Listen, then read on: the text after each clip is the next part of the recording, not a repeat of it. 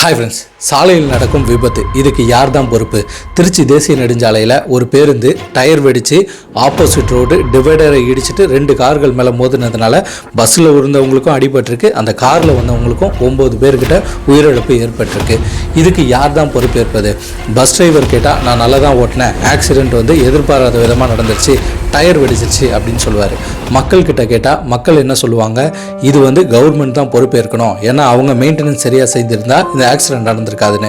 ஆனால் இதுக்கு ரீசன் தான் என்ன? ஆக்சிடென்ட் நடப்பதுக்கு நம்ம என்னென்னலாம் தவிர்க்கணும், நம்ம எப்படி நம்மளை மாற்றிக்கிட்டா ஆக்சிடென்ட்லேருந்து அட்லீஸ்ட் விதியை மதியால் வெல்லலான்னு சொல்லுவாங்கள்ல, அது எப்படி வெல்லலான்றது தான் இந்த வீடியோவில் டீட்டெயிலாக சொல்லியிருக்கேன். ஸோ வீடியோவை ஸ்கிப் பண்ணாமல் பாருங்கள். அதாவது இன்றைக்கி கார்கள் எண்ணிக்கை ஆகட்டும் சரி, வாகன எண்ணிக்கையே பெரும்பாலும் அதிகமாகிட்டு தான் இருக்குது. இயர் எண்ட் ஆஃபரு, இந்த 2026 ஆஃபர்ன்ட்டு நிறைய பேர் கார்களோ பைக்குகளோ வாங்கி குமிக்கிறோம். ஆனால் எப்படி ஓட்டணும்னு ஒரு நாகரிகமாக ஓட்டுறது கிடையாது. இப்போ உதாரணத்துக்கு ரோடுகள், சாலையில் இருக்கும் கோடுகள்னு நம்ம வீடியோவே ஆல்ரெடி போட்டிருக்கோம். அந்த கோடுகளுக்கு ஏற்ற மாதிரி நம்ம ட்ராவல் பண்ணணும், எந்த இடத்துல ஓவர்டேக் எடுக்கணும், எந்த இடத்துல ஓவர்டேக் எடுக்கக்கூடாதுன்றது பாதி பேருக்கு தெரியறதே கிடையாது. நான் போனால் போதும், அதாவது செல்ஃபிஷ் டிரைவர்ஸ் தான் அதிகமாக இருக்காங்க. ஒரு காலகட்டத்தில், அதாவது பார்த்தீங்கன்னா 90 காலகட்டத்திலலாம் ஒரு வண்டி போச்சுன்னா, முன்னாடி ஒரு பஸ்ஸு போகுதுன்னா அவர் என்ன பண்ணுவார், முன்னாடி வண்டி வருதான்னு பார்த்துட்டு சிங்கிள் வேலை கையை நீட்டி போகும்பார். ஸோ இவரும் ஒரு ஹார்னை போட்டு அந்த இடத்துல கிராஸ் பண்ணி போவார். அதாவது இன்னைக்கு இருக்கும் யங்ஸ்டருக்கோ அந்த பொறுப்புணர்ச்சி எல்லாம் கிடையாது. நான் முந்தி போனோம், அந்த வாகனத்தை விட நான் முன்னாடி போனோம். ஒரு வாகனம் போயிட்டே இருக்கு, அதை ஓவர்டேக் பண்ணிட்டு நம்ம ஃபர்ஸ்ட்ல போனாதான் நம்ம சிறந்த டிரைவர்னு நிறைய பேர் ஓட்டிட்டு இருக்கீங்க. அது மட்டும் இல்ல, எல்இடி விளக்குகள், வண்டிகளே கொடுக்குற விளக்குகளை மீறி நீங்க எக்ஸ்ட்ரா விளக்குகளை போட்டுட்டு இருக்கீங்க. ஏகப்பட்ட லைட்ஸ் இருக்கு. இப்போ ஃபாக் லைட் எக்ஸ்ட்ரா அடிஷனலாக போடுவாங்க, அது வெளிச்சம் கொஞ்சம் கூட கிடைக்கும்ன்றதுக்காக. ஆனால் இவங்க என்ன பண்ணுறாங்க, அதுவும் தார் போன்ற கார்கள் எல்லாம் மேலேயே, அதாவது பார்த்தீங்கன்னா நம்ம ஓட்டுறதுக்கு மேலேயே அந்த லைட்ஸ் எரியிற மாதிரி இருக்குது.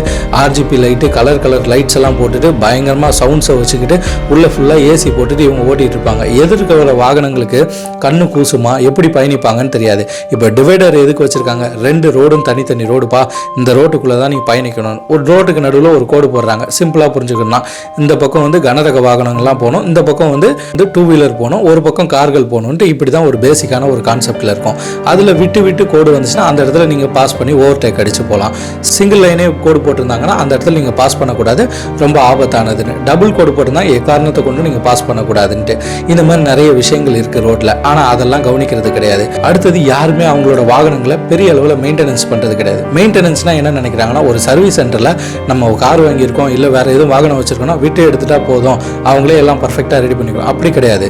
நீங்கள் அந்த வாகனங்களை இயக்குறீங்கன்னா உங்களுக்கு தான் அது கிளச் எப்படி இருக்குது, பிரேக் எப்படி இருக்குது, ஆக்சிலேட்டருக்கும் கிளச்சுக்கும் அந்த பாயிண்ட் கரெக்டாக இருக்கா, எந்த அளவுக்கு புல் பண்ணுது, இன்ஜின் கண்டிஷன் என்ன, அதோட டயரை பற்றி சொல்லணும்னா அது ஒரு தனி டாப்பிக்காகவே சொல்லலாம். ஏன்னு பார்த்தீங்கன்னா, இன்னைக்கு யூஸ்டு கார் மார்க்கெட்டில் நிறைய பேர் கார்களை வாங்கிட்டு தான் இருக்கீங்க. அதில் எத்தனையோ பேர் நல்ல எம்ஆர்எஃப் டயரு, இல்லை நிறைய சிஎட்டு, நிறைய பிராண்ட்ஸை தேடி போகிறீங்க, அதெல்லாம் ஓகே. ஆனால் சில பேர் என்ன பண்ணுறீங்க, அதாவது கம்மியான விலைக்கு காரை வாங்கிட்டு அந்த காருக்கு செலவு பண்ணதும் முடியாமல் அந்த காரை என்ன பண்ணுறீங்கன்னா டெல்லி டயரை போட்டுடுறீங்க. டெல்லி டயர்னு நம்ம ஆல்ரெடி பார்த்துருக்கோம். டெல்லி டயர்னா என்னென்னா ரொம்ப லோக்கலான டயர், அதாவது பார்த்தீங்கன்னா ஃபஸ்ட்டு காப்பி டயர்னு சொல்லுவாங்க. இப்போ ட்ரெஸ்ஸுக்கு, வாட்சுக்கு எப்படி ஒரு வாட்ச் வந்துச்சுன்னா அதே மாதிரியே டம்மியாக ஒன்று பண்ணுறாங்கல்ல, நம்ம பழைய காலத்தில் சொல்லணும்னா கொரியன் செட்டு மாதிரி, அந்த மாதிரி அந்த செட்டை ரெடி பண்ணுற மாதிரி இந்த டயரையும் பாலிஷ் பண்ணி பழைய டயர்களை ரெடி பண்ணி கொடுத்துருவாங்க. மக்களும் என்ன பண்ணுறாங்க, நிறைய டயர் கிடைக்குது, நம்மளுக்கும் கம்மியான காசில் கிடைக்குதுன்னு செகண்ட் ஹேண்ட் காருக்கு போட்டுடுறீங்க. ஆனால் அந்த டயரு உங்களுக்கு லோவாக கிடைக்குது, அதாவது லோ பட்ஜெட்டில் கிடைக்குதுனாலே அது பிரச்சனை தான். சீப் எப்போவுமே சீப்பானதாக போகும். அதாவது விலை கம்மியாக கிடைக்குதுன்னா அதை நம்ம யோசிக்கணும். எப்படி அந்த பிராண்ட்ஸ்லாம் இவ்வளோ விலையில் கொடுக்குறாங்க, இவங்க மட்டும் கம்மியாக கொடுக்குறாங்கன்னு நம்ம அப்பயாச்சும் யோசிக்கணும். ஏன்னா நீங்கள் மெயினாக வாகனத்தை ஓட்டும் போதே உங்களுக்கு டயர் தேய்மானம் தான் ஃபஸ்ட்டு நடக்கும். இப்போ அந்த பஸ்ஸோட கோர விபத்து கூட டயர் வெடிச்சு தான், அதாவது ஆப்போசிட்டில் ரோட்டில் ஏறி அந்த கார்கள் மேலே இடிச்சிருக்குன்னு சொல்லியிருக்காங்க. அது என்ன விஷயன்றத கவர்மெண்ட்லேருந்து பிரேக் இன்ஸ்பெக்டர் செக் பண்ணிவிட்டு, ஆர்டிஓலாம் செக் பண்ணிவிட்டு அதுக்கு தனியாக கேஸ் நடக்கும். அதுக்கப்புறம் வெளியே வரும் டீட்டெயில். இப்போ நம்ம என்னென்ன நம்மளை மாற்றிக்கிட்டோம்னா, கட்டாயம் இந்த விளக்குகளை எக்ஸ்ட்ரா லைட்ஸை நம்ம போடுறத கொஞ்சம் யோசிச்சு போட்டுக்கணும். வெளிச்சம் பத்தலையா, மேக்ஸிமம் ஹாலோஜன் சார்ந்த லைட்டுகளே நம்ம பயணிக்கணும். ஏன்னா அந்த காலகட்டத்திலேருந்து நம்ம வாகனங்களுக்கு போகிறது ஹாலோஜன் தான். இன்றைக்கி கொடுக்குற வண்டி, புது வண்டிக்கே எல்இடி தான் வருது. ஆனால் அந்த விளக்கம் பார்த்தல நிறைய பேர் போட்டுட்ருக்கீங்க. அதுக்கப்புறம் பழைய விளக்குகள்லாம் லைட்லலாம் நம்ம நடுவில் கருப்பு கலர் ஒரு புள்ளி வைப்போம், அதாவது ஒரு பெயிண்ட் எடுத்து கருப்பு கலரில் ஓட்டுவோம். அது எதுக்காகனா, எதிர்க்க வர வண்டிக்கு நம்மளோட லைட்ஸோட பவர் கண்ணை கூசக்கூடாதுன்னு இந்த மாதிரி நிறைய விஷயங்கள் இருக்குது. ஸோ அதெல்லாம் நம்ம ஃபாலோ பண்ணுறது கிடையாது. சவுண்ட் ஹாரன்ஸ், பஸ்ஸுக்கு வைக்கிற ஹாரனை சில பேர் காருக்கே வச்சுட்டு பயன்படுத்திட்டு இருக்காங்க. அதுக்கப்புறம் எக்ஸ்ட்ரா பெரிய வித்து டயர் போடுறது, இதன் மூலிமா உங்கள் காருக்கு அந்த டயர் செட் ஆச்சுன்னா போட்டால் பரவாயில்ல. ஒரு விளம்பரத்துக்காக அந்த காரை போட்டு அது ரோடோட ஸ்டெபிலிட்டி இல்லாமல் அந்த காரும் ஆக்சிடென்ட்ஸ் ஆகுது. அடுத்தது முன்னாடி போகிற வண்டிக்கும் நமக்கும் ஒரு குறிப்பிட்ட டிஸ்டன்ஸ் இருக்கணும். ஏன்னு பார்த்தீங்கன்னா பஸ்ஸிலே போட்டிருப்பாங்க, பள்ளி வாகனத்தில் போட்டிருப்பாங்க 20 மீட்டர் இடைவெளி விட்டு வரும்னு. அதெல்லாம் நம்ம ஃபாலோ பண்ணுறது கிடையாது. திடீர்னு சடன் பிரேக் அடிக்கிற நேரத்தில் நீங்களும் கொண்டு போய் விட்டிங்கன்னா அப்புறம் சேதாரம் பெருசாகவே இருக்கும். அடுத்தது மலை சாலைகளில் எப்படி பயணிக்கணும். மலை சாலைகளில் நம்ம ஓட்டும் போது 2வது கியர்லேயே ஓட்டுறோமா, முன்னாடி ஒரு கனரக வாகனம் போது லாரி. இப்போ அண்மையில் நம்மளோட சப்ஸ்கிரைபர் நண்பர் கூட ஒரு கமெண்ட் போட்டிருந்தாரு. அவர் மலை சாலையில் பயணிக்கும் போது அவருக்கு பார்த்தீங்கன்னா முன்னாடி காருங்க சின்ன சின்ன கார்லாம் வந்து முன்னாடி ஓவர்டேக் அடிச்சிடும். ஓவர்டேக் அடிக்கும் போது அவர் என்ன பண்ணுவார், ஃபர்ஸ்ட் கியரில் போட்டு, ஏன்னா கனரக வாகனம் இல்லையா, லோடு வேறு அதிகமாக இருக்குது, அவர் இழுன்னு வண்டி இழுப்பார். இது மூலிமா டீசல் அவருக்கு நிறைய போயிடும். இதனால் ஓனர்கிட்ட திட்டு வாங்க வேண்டியிருக்கும். டீசல் பற்றாக்குறையாத நண்பருக்கு ஃபோன் பண்ணி ஜிபே மூலிமா பணம் வாங்கி டீசலை போட்டு ஓட்டியிருக்காராம். எவ்வளோ துயரம் பாருங்கள். அவரோட சம்பாதிக்கிற காசுலாம் டீசலுக்கே கொடுத்துட்டு போகிற மாதிரி தான் இருக்கும்.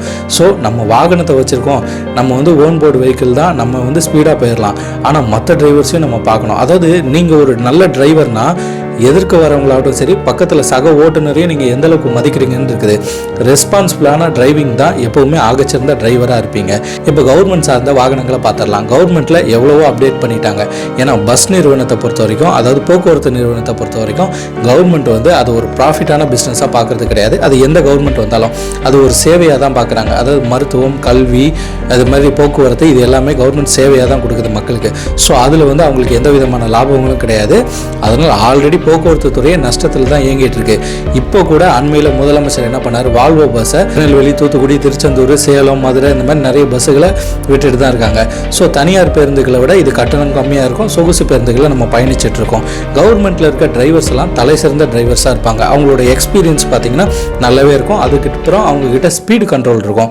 ஸ்பீடு வந்து ஒரு லிமிடெட் ஸ்பீடில் அதை ஆஃப் பண்ணி வச்சுருப்பாங்க. ஸோ அதனால் கவர்மெண்ட் பஸ் தான் செக்யூர்னு சொல்லிட்டு நிறைய பேர் பயணிப்போம். இப்போ கவர்மெண்ட்டில் பஸ்ஸில் இருக்க குளறுபடியை பார்ப்போம். அதாவது நிறைய கவர்மெண்ட் பஸ்ஸில் நிறைய பேர் ரீல்ஸே போட்டுருக்காங்க. அதாவது மழை வந்துச்சுன்னா ஓட்டருக்கு பஸ்ஸுக்குள்ளே தண்ணி விழுறது, அப்புறம் பஸ்ஸு ஓடிட்டே இருக்கும்போது அந்த ஓட்டையில், சீட்டுக்கு கீழே இருக்க ஓட்டையில் பேசஞ்சர் கீழே விழுறது, அதுக்கப்புறம் இப்போ டிவைடரை இடிச்சிட்டு போய் நின்னது, டயர் வெடிச்சது, இதனால் மெயின்டெனன்ஸ் குறைபாடு, நிறைய பிரச்சனைகள் இருக்குது. நம்ம ஒருத்தரை குறை சொல்லி ஒன்றுமே பண்ண போகிறதில்ல. நம்ம மனிதராக பார்த்து நம்ம திருந்த வேண்டியது தான் அவசியமாக இருக்குது. ஏன்னு பார்த்தீங்கன்னா, நம்ம ஒரு வாகனத்தை எடுக்க போகிறோம், அது கவர்மெண்ட்டோ ப்ரைவேட்டோ, அந்த வாகனத்தை எடுக்கும்போது அதில் இவ்வளோ குறைபாடு இருந்துச்சுன்னா நம்மளுக்கு பின்னாடி நம்மளை நம்பி உட்காந்துட்டு வரவங்களோட நிலைமையை நம்ம யோசிச்சு பார்க்கணும். எதிர்க்க வரவங்களையும் யோசிச்சு பார்க்கணும். எல்லாருக்குமே ஃபேமிலிஸ் இருக்குது. அந்த ஓட்டுநர் தான் அந்த காரை வந்து செக் பண்ணி, அவர் ஃபஸ்ட்டு ஒரு நல்ல நாலேஜபிளான பர்சனாக இருக்கணும். டயர் எப்படி இருக்குது, இன்ஜின் ஆயில் கரெக்டாக இருக்கா, பிரேக் கரெக்டாக இருக்கா, கிளச் எப்படி இருக்குது, எல்லாத்தையும் செக் பண்ணி அந்த வாகனத்தை இயக்கினா ஆக்சிடென்ட்ஸை தவிர்க்கலாம். அது மட்டும் இல்லை, இந்த லைட் சார்ந்த விஷயங்களை கட்டாயம் எல்லாருமே கொஞ்சம் முயற்சி செய்து பாருங்கள். ஓவர் வெளிச்சம் தேவைன்னா கண்டிப்பாக போட்டுக்கோங்க. ஆனால் மற்றவங்களுக்கு அது எந்த விதத்துலையும் ப்ராப்ளம் வராத மாதிரி போடணும். அதாவது ஹேலோஜன்லேயே போட்டால் எந்த மாதிரி ப்ராப்ளம் அதிகமாக வராது. அதுக்கப்புறம் நிறைய லைட்ஸை நீங்கள் போட்டிங்கன்னா உங்களுக்கு நல்ல பிரகாசமான வெளிச்சம் இருக்கும். ஆனால் எதிரில் வரவருக்கு அவரோட ஃபேமிலிக்கு உண்டான வெளிச்சமே இல்லாமல் போயிடும். அவரோட வாழ்க்கை முழுசாகவே இருட்டில் போய் சிக்கிறோம். தனியார் பேருந்துகளில் தான் நிறைய ஆக்சிடென்ட்ஸ் நடக்கும். நம்ம கவர்மெண்ட் பஸ்லலாம் ஆக்சிடென்ட்ஸ் குறைவு தான், அதனாலே நம்ம நம்பி பயணித்தோம். இப்போ கவர்மெண்ட் பஸ்லேயே நிறைய ஆக்சிடென்ட்ஸ் அதிகமாகிறதுக்கு ரீசன் இந்த பனிப்பொழிவுனால கூட இருக்கு. அதாவது எந்த அளவுக்கு இது சாத்தியம் தெரியல. ஏன்னா பனிப்பொழிவு வந்து உங்களுக்கு வந்து மோர் தென் கம்ஃபர்ட்டை கொடுத்துரும். நல்ல ஒரு வெளியே நல்ல இருக்க ஒரு குளிர்காலம், நல்ல ஒரு அட்மாஸ்பியர், டிரைவரும் வாகனத்தை இயக்கிட்டு இருப்பாரு. அப்போ அந்த இன்ஜின் ஹீட்லையும் அவர் நல்லா ரிலாக்ஸாக உட்காந்து ஓட்டும் போது அது கூட அவருக்கு அசதி ஏற்பட்டு இருக்கலாம். அதனால கூட இந்த ஆக்சிடென்ட் நடந்திருக்கலாம். எனிவே எப்படி ஆக்சிடென்ட் நடந்தது நம்ம கணிக்க முடியாது. ஏன்னா வாகனம் பொறுத்த வரைக்கும் அது ஒரு மோட்டார், நம்மளை மாதிரி சக மனிதர் கிடையாது. அதுக்கு வந்து எந்த விதமான அன்பு பாசம்லாம் இருக்காது. அது பொறுத்த வரைக்கும் அந்த மோட்டாரை வந்து கரெக்டாக அதை சர்வீஸ் பண்ணி கரெக்டாக மெயின்டைன் பண்ணாதான் அது ரன் ஆகும். அதுக்கப்புறம் ஆக்சிடென்ட்னு பார்த்தீங்கன்னா அது எப்போ வேணாலும் நடக்கலாம். விபத்துக்கு யார் தான் பொறுப்புனா யாருமே இதுக்கு பொறுப்பேற்க முடியாது. இது விதிவிட்ட வழியில் நடந்துட்டு தான் இருக்கும். ஆனால் அதுலேருந்து நம்மளை தற்காப்புறதுக்கும் அடுத்தவங்களுக்கு நம்மளால் எந்த விளைவுக்கும் ஏற்படுத்தாமல் இருக்கிறதுக்கும் நம்ம ரெஸ்பான்சிபிலிட்டி எடுத்து நம்ம வாகனத்தை இயக்கினா யாருக்குமே எந்த துன்பமுமே இல்லாமல் எல்லாருமே அருமையாக வாகனத்தில் பயணிக்கலாம். இப்போ பொங்கல் வேறு வருது, அவங்கவுங்க ஊர்களுக்கு பயணம் செஞ்சுட்டு வருவீங்க. அதுவும் தனியார் பேருந்துகளில் போவீங்க, கவர்மெண்ட் பஸ்ஸில் போவீங்க. எல்லாருமே சேஃப் அண்ட் செக்யூரான பஸ்ஸில் போங்க, நல்லபடியாக பயணங்களை செய்யுங்க. கவர்மெண்ட்லேயும் இந்த விஷயம் நடந்ததுனால அவங்க ஒரு எச்சரிக்கையோடு இருப்பாங்க. அதாவது அவங்களோட பழைய வாகனங்கள் எல்லாம் ஸ்கிராப் உட்படுத்துவாங்க, இல்லைனா பழைய வாகனங்களுக்கு கரெக்டான மெயின்டெனன்ஸ் கொடுப்பாங்க. அதனால தான் இப்போ மத்திய அரசாங்கம் கூட புதுசாக அண்மையில், அதாவது நிறைய மாநிலங்களை எடுத்துகிட்டு வந்தாங்க இந்த ஸ்கிராப் பாலிசி. பழைய ஓல்டு வாகனங்களுக்கு என்ன தான் மெயின்டெனன்ஸ் பண்ணாலும் மறுபடியும் மெயின்டெனன்ஸ் வந்துக்கிட்டே தான் இருக்கும். அதனோட புகைகள்னால என்விரான்மெண்ட்டும் பாதிக்கப்படுது. ஸோ அதெல்லாம் ஸ்கிராப்புக்கு உட்படுத்திக்கலான்னு கொண்டுட்டு வந்திருக்காங்க. அதன் மூலிமா நிறைய அரசாங்க பேருந்துகள் வாகனங்களாகட்டும் சரி, பொது சேவை நிறுவனங்கள் இருக்க வாகனங்களாகட்டும் சரி, எல்லாமே ஸ்கிராப் படுத்தப்படலாம். ஸோ பொறுத்திருந்து பார்ப்போம் என்ன தான் நடக்கும்ன்றது. உங்களோட வாகனங்களை பொறுப்புணர்ச்சியோட ஓட்டுறது மட்டும் இல்லாமல் சக ஓட்டுநரையும் மதிங்க. நீங்கள் என்ன தான் சேஃப்டியில் பெரிய கார் வச்சுருந்தாலும் சரி, அதாவது சேஃப்டியே இல்லாத கார் வச்சுருந்தாலும் சரி, ஆக்சிடென்ட் நடக்குது, எதிர்பாராத விதமாக நடக்குது, அது நமக்கு ஒன்றும் பண்ண முடியாது. நம்மளால் முடிஞ்ச வரைக்கும் அதை குறைக்கிறதுக்கு என்ன ஆகுதுன்னு கொஞ்சம் செக் பண்ணி பாருங்கள். உங்களுக்கு தெரிஞ்ச ஆக்சிடென்ட் சார்ந்த விஷயங்கள் எதுவும் இருந்துச்சுன்னா நம்ம கமெண்ட் செக்ஷனில் போடுங்க. ஏன்னு கேட்டிங்கன்னா இந்த வீடியோ பார்க்குற எத்தனையோ பேர் அதாவது சாலை சார்ந்த அதிகாரிகள் கூட இருக்கலாம். அதாவது இப்போ நம்ம டோலுக்கு பணம் கட்டுறோம், அந்த டோலை தாண்டி போகிறோம், அந்த டோல் ரோடு அந்த டோல் தான் பொறுப்பேற்கணும். ரோடு எங்கேயும் பேட்ச் இருக்கக்கூடாது, பள்ளமேடு இல்லாமல் சீரமைச்சு வச்சிருக்கணும், அங்கே பாத்ரூம்ஸ் ஃபெசிலிட்டி இருக்கணும் குறிப்பிட்ட கிலோமீட்டருக்கு. இதெல்லாம் அங்கே இருக்குதான்னு நீங்கள் செக் பண்ணி பாருங்கள். இல்லைனா அதில் கொடுத்துருக்க டோல் ஃப்ரீ எனக்கு கம்ப்ளைண்ட் கொடுங்க. எத்தனையோ பேர் கடந்து தான் போகிறோம், எந்த விஷயமே நம்மளுக்கு என்னென்னு கடந்து போனோம் செல்ஃபிஷாக இருந்தோன்னா பின்னாடி சந்ததிகள் தான் பாதிக்கப்படுவாங்க. யாருக்கோ ஒருத்தருக்கு உபயோகரமாக இருக்கிறது தான் உங்களை உலகம் என்றைக்குமே மறக்காமல் இருக்கும். ஸோ பார்த்துட்டு இருக்கவங்க அந்த ரோடு ஒர்க்ஸ் எல்லாம் கொஞ்சம் சரியாக பண்ணுவாங்க. உங்களுக்கு தெரிஞ்ச நாலேஜபிளான ஆக்சிடென்ட்ஸ் எல்லாம் நம்ம கமெண்ட் செக்ஷனில் போடுங்க. இதே போன்ற வீடியோக்கு தொடர்ந்து பார்க்க த மிதுன் ஸ்டோரி சேனலை சப்ஸ்கிரைப் பண்ணுங்கள், ஷேர் பண்ணுங்கள், லைக் பண்ணுங்கள். நீங்கள் பண்ணுற ஒவ்வொரு ஷேர் அண்ட் சப்ஸ்கிரிப்ஷனில் தான் நம்ம அடுத்தடுத்த வீடியோ போகிறதுக்கு உந்துதலாக இருக்கின்றதை என்றைக்குமே மறந்துடாதீங்க.